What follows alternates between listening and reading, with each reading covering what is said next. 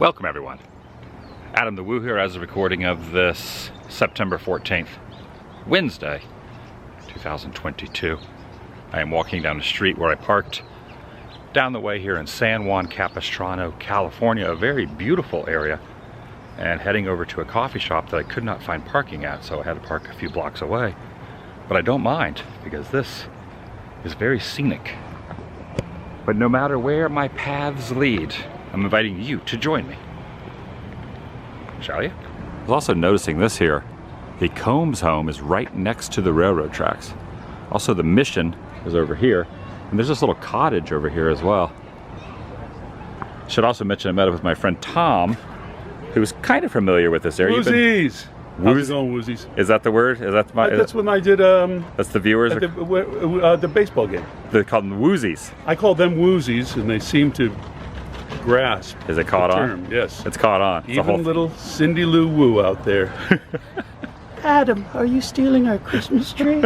Why, no, honey. I'm just kind of going around San Juan Capistrano. So this really is a secret coffee shop because I would have never known this little village. It's called Hidden House because it actually Hidden. is sort of literally hidden. It really is hidden.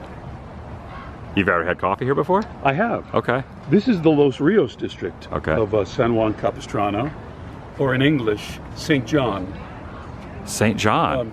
Capistrano. Okay. I don't know. But yeah. Do you know what Corpus Christi means? I learned this from my dad, who was a minister. Body of Christ. What are you? Your dad was a minister? He was. And how old are you? 22? And you don't know what Corpus Christi means? Sorry. I have one thing to say. Here. Now you know what it is. I didn't know until a Dad couple was a years. minister. Yes. Your whole life. Yes. Your entire life. Yes. And Adam's like, so what does Corpus Christi mean? I didn't. Maybe I was trying to throw. Dad, what did he do? Did he? At least he looked with great disappointment towards you. No, he was happy to share something with me. I wish I would have never brought it up. How old are you? I should have never brought it up, Tom. 23 years old. I should have never. Other than that time in the punk band, you should have been learning. I should have been, but I know it now.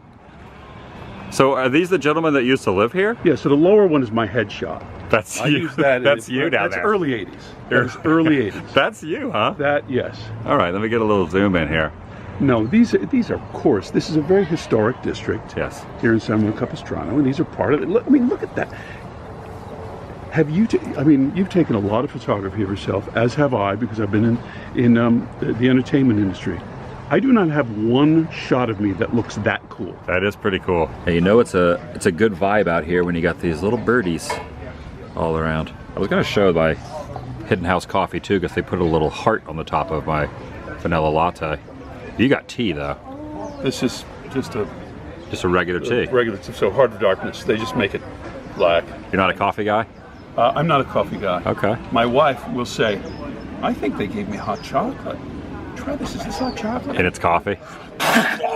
She fools you. And then my taste buds are wrecked for Even if they 2 days. Even if they make a little heart on the top of it, you're still not tempted. My parents, my mom and dad were coffee addicts. Early in the morning, pot of coffee. Like Folgers, Maxwell House days. Maxwell House. Yeah, best part of waking up. Best part. No, that's Folgers. Maxwell Folgers? House is good to the last drop. Good to the last drop. So they would start the coffee early, and I mean coffee through the day, pounding. Yeah. And I've got 2 brothers and 2 sisters, and we're all tea people.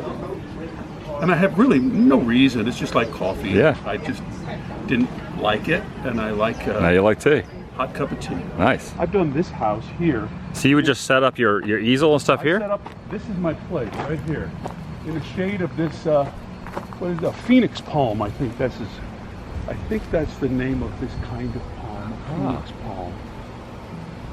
And those are pepper trees. I'm trying to learn all the trees and things just to do it. So you just set up here in the shade? But right, and then you look at this. I mean, that's really a historic little house.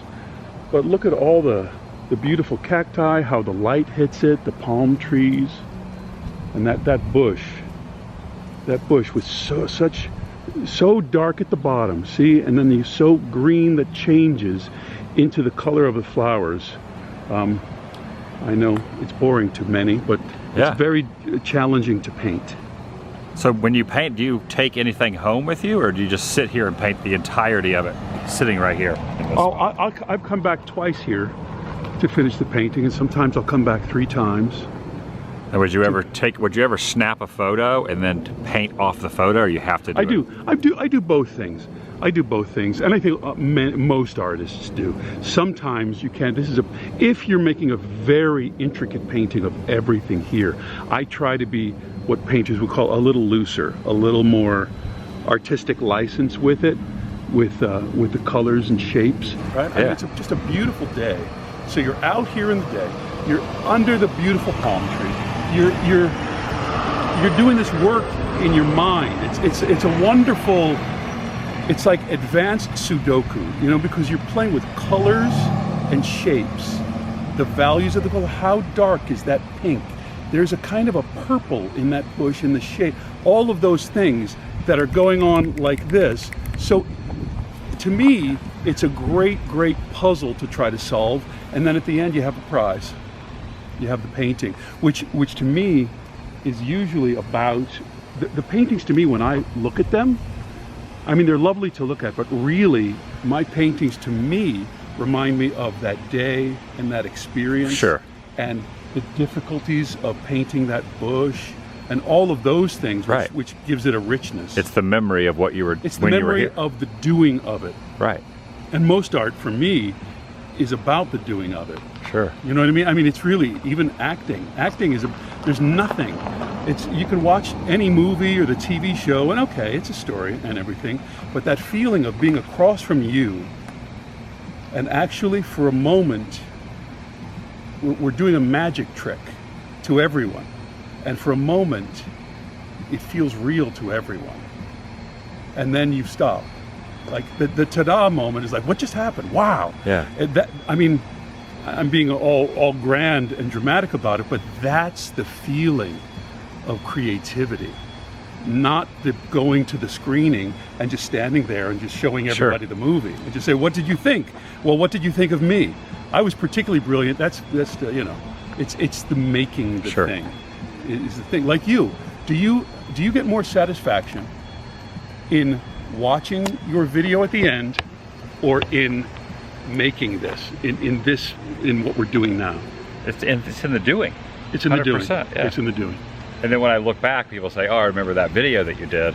I remember what I did between the takes. Exactly. More than what's in the edited the product. People say, oh, and what did you think of that scene in that movie or whatever? And I said, you know, when I look at the movie, I'm sort of looking at one of these videos. I'm looking at, oh, that time, remember that hotel we were in? And they had a pizza place like 2 blocks away from where we were shooting. Yeah. So that's all the things that I think of when I'm watching the movie. You know, I've never made a movie, but you know, I make little movies. It's time, isn't it? Isn't it time? Also, what do you think of my sunglasses? You like these? Do I look like Tom Cruise? Maverick, Top Gun? I've never worn any sunglasses. I loved you in War of the Worlds. Thank you. Oh, I thought you were Tom Cruise for a second. I didn't love Tom Cruise in War of the Worlds. Nothing personal. I didn't see it. You don't think that was his best performance? I didn't see it. I don't watch things. You don't watch anything? I watch very little. What's the last thing you watched? Very little. Besides the Dodgers and baseball games. I watch Dodgers baseball. I watch, what did I watch? Like a movie? Yeah. What's the last thing you put on, like Netflix or Disney Plus or Blu-ray or? My wife and I watched the thing about whales. So like nature stuff. Like nature stuff. Yeah. Documentaries about whales, the different species of whales. Which is absolutely fascinating. Fascinating. Like whales have a song that literally the song goes all around the world within like an alarming amount of time. Like within a day or something, all of the whales have communicated to all the whales around the world. They can all hear each other? They can all, well, it's the vibration? Whisper down the lane, I guess, for whales. Oh, gotcha, okay. So they must get it wrong. By the time you're in Iceland, the song must be wrong. But no, it's not. The story has more. The story has more, yeah, yeah. Mambo to the banana patch on Sunday. No, and then all the whales laugh. They come together. Yeah. And what did you hear, Bob? But we watch. So no movies, just watch nature stuff. Yeah. You ever watch your own movies? Have you ever seen a movie you were in? I've watched the Back to the Future movies. Okay. Yeah. That's the only ones though, nothing else here? I say this, look, Paul Newman, big movie star, never watched himself.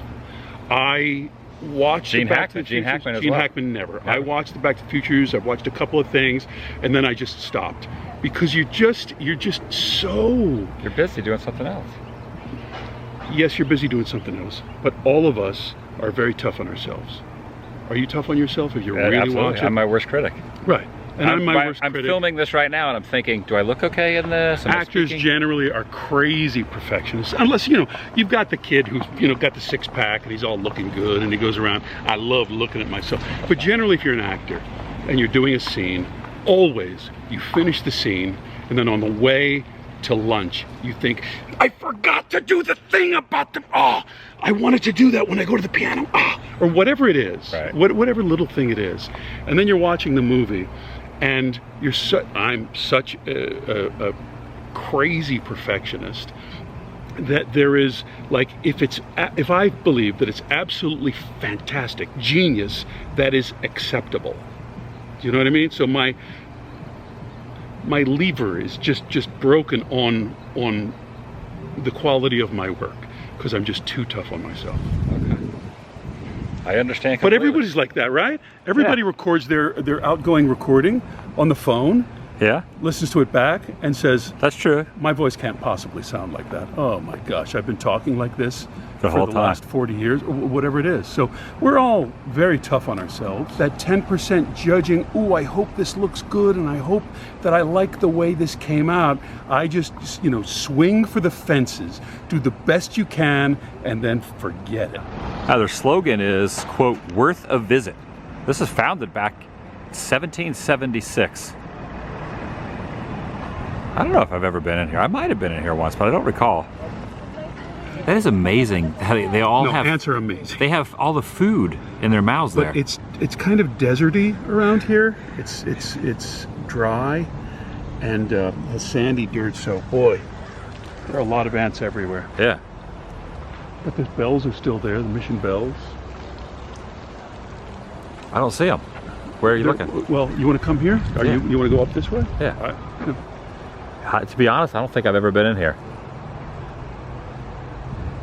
Are you ever forgetful like that, where you don't remember where you've been and where you haven't been? There are, oh my gosh. All the time. I was back doing stand-up comedy. I worked with people for a week, and then I say, nice to meet you, and they say, we worked together in Omaha for like 2 weeks. Oh yeah. This is beautiful. You said they rebuilt this once or twice and then it got destroyed again? We'll go around this corner and you'll see what I mean. But here are the mission bells. Oh, there they are, yeah. 1776 bells. And sometimes they ring here, usually for particularly historic events. Wow, that's awesome. And it was commemorated by President Nixon, because he used to live in this area. In fact, his favorite Mexican restaurant is like a block away from here. Because this is the original. That's the original portion of the... Yeah, the original, what do they call it? The apse, I believe? I'm probably wrong. But that is the original chapel of the mission. No kidding. Yeah, they're setting up for some sort of a concert or something. They got the... Well, go right in here, Adam, just a foot in, and I'll wrestle the guy to the ground if we get in trouble. Okay. But because you can see the little alcoves, they go 3 up in the back of that dome, and there would be candles in all of the alcoves in the back, and the altar would be right there. This is the original 1776. So all the way up, all 3 of those little... All the way up there. Would be candles. And at Christmas time, they put, electronic candles, but they put candles in there. So all of that inside of that old church is lit up, and they have a Christmas tree out here. It's very beautiful. Look at that old window up there. Yeah. 2 more bells over there. Can't go any farther than this. But... They're having a fundraiser, a mission. They try to,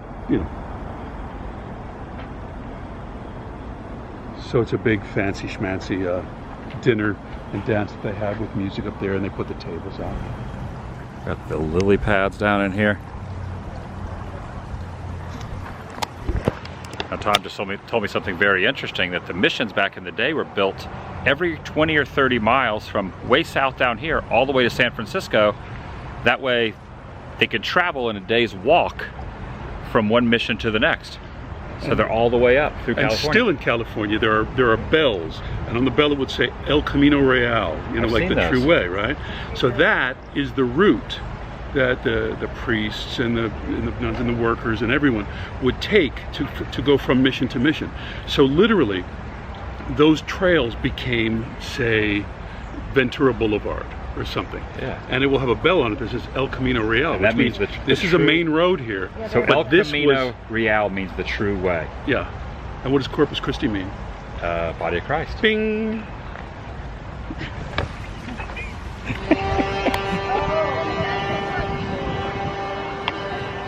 I don't know what that noise was. The original South Wing Foundation. So this is what you were telling me about the earthquake? Mm-hmm. Kind of tough to see down in there with the glare, but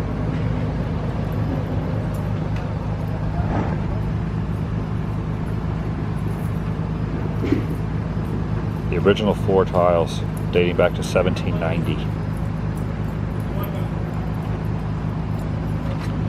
So the mission was secularized in 1834. It means it was no longer part of its original religion. Mm-hmm. It's been actually, it's been through a lot. Like wars, attacks, literally from ships coming in to what is now Dana Point. I'll show you that if you want. Yeah. So I've always heard my parents use the word, secular, meaning non-Christian, non-religious. Right. Worldly. Yes. That's what that's referring to, right? Yes. Well, yeah. Look, I'm not a historian of California, but I know that there were ranchers and cattle in this area, and that was the trade in the early 1800s and mid 1800s around Southern California. This has probably been painted many times, probably without the trash cans there, but I would paint in the trash can. you would paint the trash cans then? Yeah. Now, if you were to paint, would you put in the foreground? Would you put this pole, or would you just omit the pole and do that? No, well, Some people like the foreground. Exactly. Well, if you look over there, a lot of people like this shot. Let's come over toward this wall. Okay. They love how this light and Looking dark through. comes, looking through. So you have all the arches. It's a challenge to draw all those arches. The Akjoshima was the tribe that lived here way back in the 1800s. So you would probably paint it from here. You could paint it from here. Mm-hmm. Some of the original foundations here as well.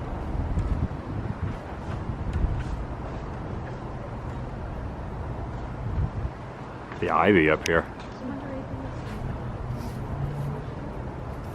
They had an excavation in 1935 and they unearthed this stuff.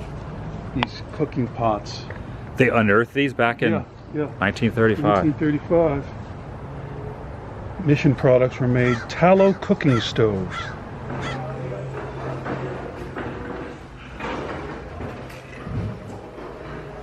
Wow, I've never been in here. Yeah, this is amazing, all the work behind here. Stepping back outside, John O'Sullivan was the pastor of the old mission, 1910 to 1933.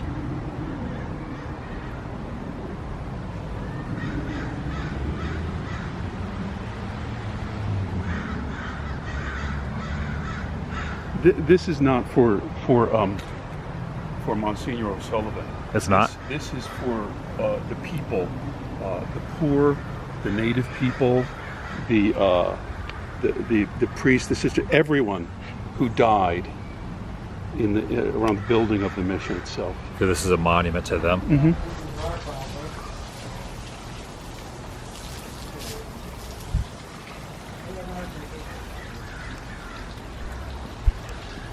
Watering the plants and stuff. I'm gonna go into this little alcove.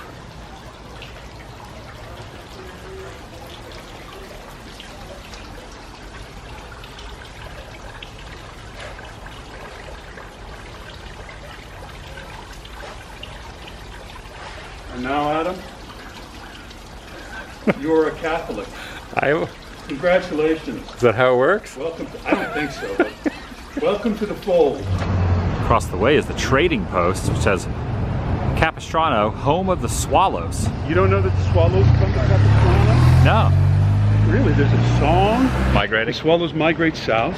And then in the spring, they come back, and it's very famous, and there's a swallow big celebration over at the mission and everything, but they come back in much, much smaller numbers. They come, I mean, I see them.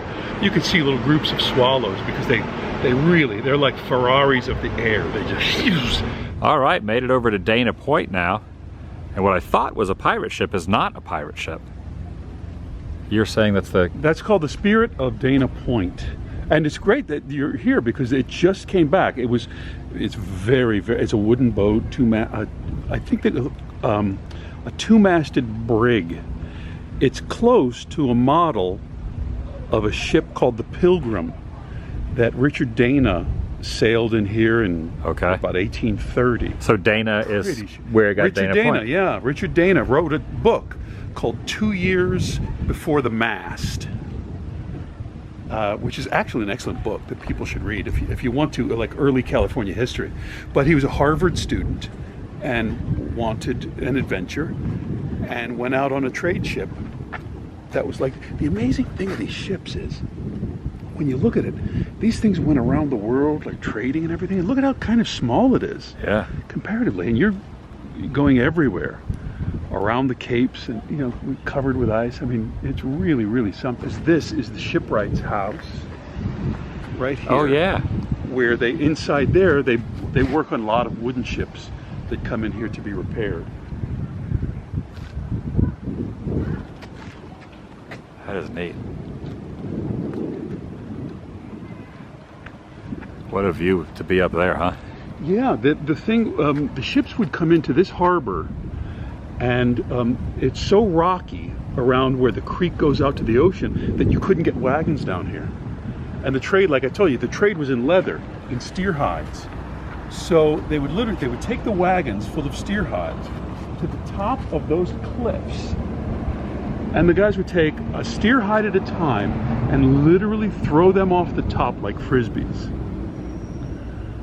And they would land down on the beach here, and then other sailors would collect them, put them on the ship, and then sail away. Wow. And Richard Dana wrote about, in 2 Years Before the Mast, his book, wrote about being, a lot of the steer hides would get stuck in the trees and bushes, or fly back into the surface of the cliff itself, and they put a rope around him. He was a young athletic guy, just lower down there, lowering him from the cliff to get the steer hides and throw them down to fill the ship. Amazing. Things are a lot easier now. A lot easier. He wrote a book called 2 Years Before the Mast where he talks about this adventure. And how, I mean, it risks your life, and it's very, very hard work, incredibly dangerous, but he made it home. He made it home to Massachusetts. He actually became like the Attorney General of Massachusetts, and with the profits of his book was hugely popular. He was a superstar. And with the profits of the book, he made a fund to help old sailors who had no money, no retirement. So there's a monument to Richard Dana here in the harbor. But the funny thing, he became famous. And then 20 years later, he wrote another book. He came back to California, and everyone knew who he was. Just from the book. Yep, and he said, it's the 1850s, and he said, Southern California was like a ghost town. There was no trade going out of it. The buildings were crumbling. Nobody was here because of the gold rush. Everyone left. In the 1850s, people thought, Southern California's finished. Nobody's even there. And he went up to the cliffs. He writes it beautifully in this book, the 20 years later. I forget the name of that book. But he's sitting up on these cliffs, and he's looking out at the harbor, at all these dilapidated houses and not much little scraps of leather around. And he said he got so sad, because he was an older man, and he's famous. He's rich now. He's famous. He was an older man, but he said he would have given anything to be there with his friends, with them lowering him down on the rope and doing all these dangerous, adventurous things, and just saying that was like the sap of my life, was in the danger and sailing around the world, and with the, I mean, all the sailing shanties and the guys pulling the rope, all that stuff was so precious to him. That's what he remembered. More than being rich and famous and popular and all that.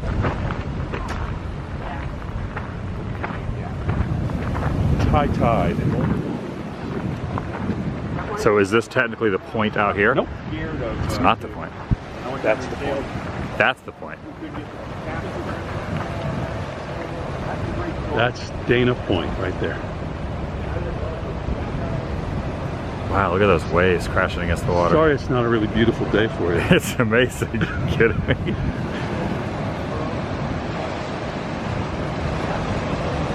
Wow, look at those waves. This is a big surfing spot then. No, this was, well, now Tom, the boring historian again. This surfing, well, first of all, down this way, that is Doheny State Beach. Down there, that's the harbor. Down there's Doheny State Beach with all the Beach Boys songs. And down the Doheny Way, everybody's gonna surf. All that stuff. That's down there. That's down there. Okay. But this was a surf spot called Killer Dana. Killer Dana. Because it there was are a deadly. lot of rocks. As you see, there are a lot of rocks. But that point makes great waves, as you see there. Yeah. So in 1966, they needed more room for boats. They needed more harbor. So they actually sort of wrecked the Killer Dana surf spot in order to build all this. I mean, this whole water break, all the new boats.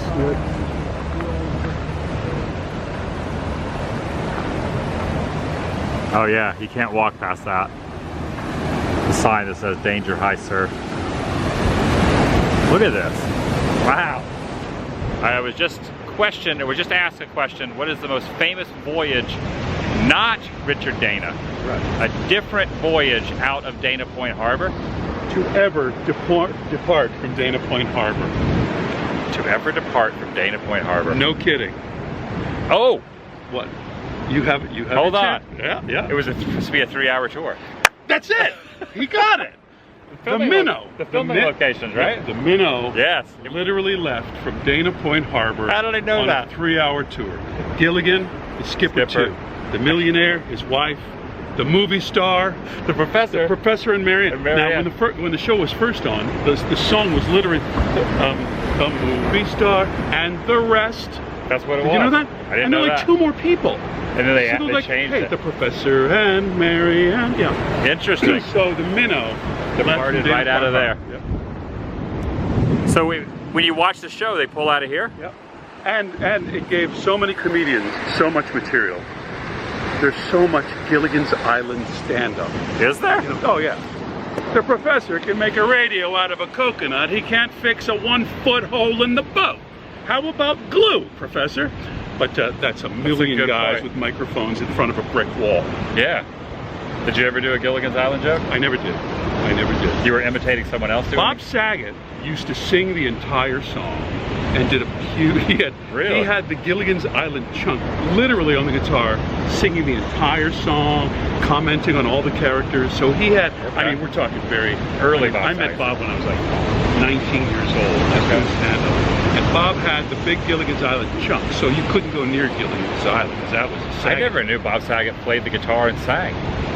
I never knew that. I'm not familiar with his in early like work. 1979, 1980. Okay. Bob had a whole contraption where he would sing seriously, "My guitar gently weeps." Okay, while my guitar gently weeps. While my guitar gently weeps, and with his left hand he would squeeze this thing, and water would start pouring out the bottom of the guitar. The guitar would be weeping. The guitar would be literally weeping. That's a Bob Saget, early Bob Saget joke. I learn something new all the time, every time I'm with you. Yeah. Dennis Miller was a prop comic. Yeah. Wow. And he had like a board, a cardboard thing with like juicy fruit gum, Right. Juji fruit, the Right. gummy Something- can, yeah. and jujubes, the really hard ones, the little hard ones. And he would just go like, "Hey, just to get this straight, everybody, juicy fruit, juji fruit, jujube. Let's get it straight," something like that. I mean, it was, but we were very, very young guys. It's a pretty good Dennis Miller. Had, You even did the little mouth thing. Hey, I don't know anybody who nobody calls me like Tito. Well, now I haven't seen Dennis in a while. But I mean, Dennis, you see him, Tito, the T-Man, making it happen. That's Old what he would school call week you? for Tito. Yeah, or you know, when people see you, and they go, "Hey, Hey, woo, baby. How's it? What's happening with you? Haven't you? You're like, everybody just calls me Tom, pretty much. Dennis, I don't hear a lot of people. But Tito, man.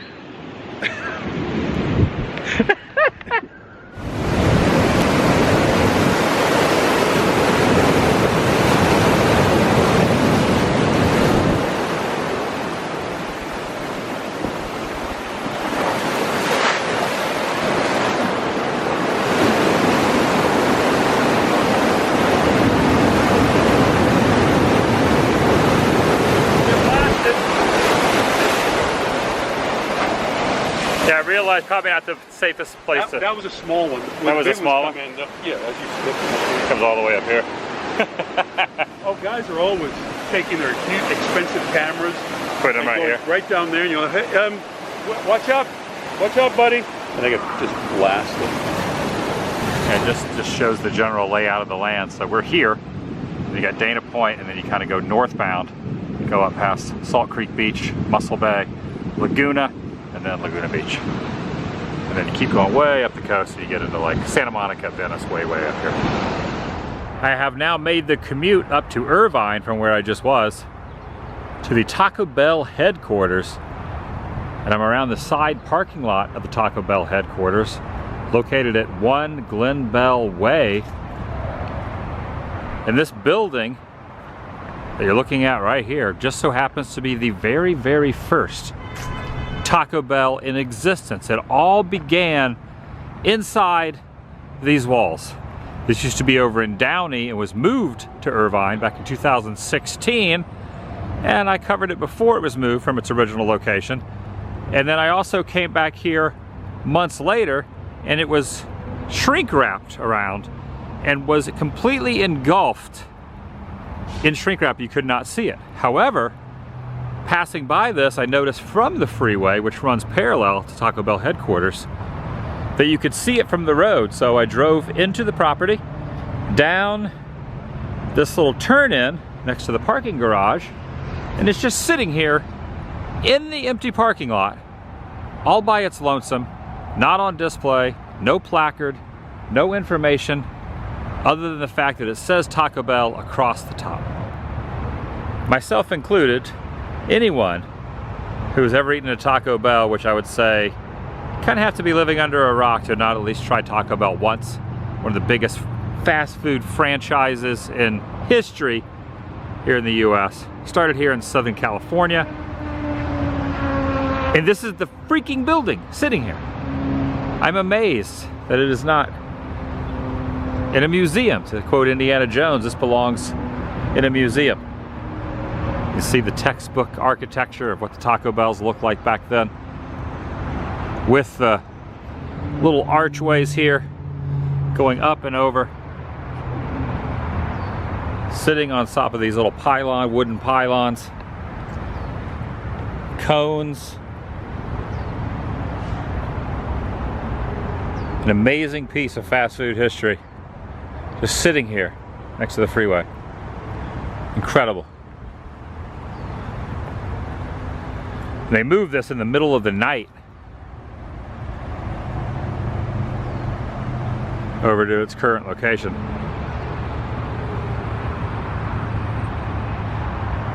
The very first Taco Bell.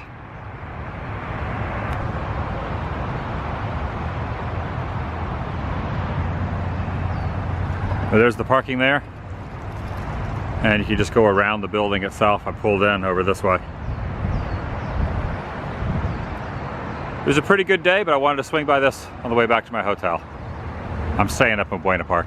I have been for the last week or so, and I'm here for a few more days before leaving town. At least a few more days, maybe even a little longer. Well, that's gonna do it for today. I'll see you in the next video. The vlog. I know I kind of bookended this video with this, but this was too important not to show. The vlog is over.